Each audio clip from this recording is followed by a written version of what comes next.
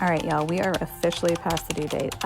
So since I have some extra time on my hands, I'm finally gonna install the AutoCast camera that I got. We're pretty old school, so I thought I was gonna stick to the mirror method, but I'm actually really excited to see how this technology works. It's a super sleek and small design, which I love, having 2 other toddlers, and gives you multiple options for installing into the car. It really is plug and play, which I absolutely appreciate for someone who does not love technology. This is our current setup with the mirror, but I'm gonna try a couple different things. The camera itself comes with these straps if you just wanna use the straps, which I'm gonna try and see what it looks like. I didn't love the look of this, so I'm gonna use the little piece that they give you that goes onto the actual bar of the seat.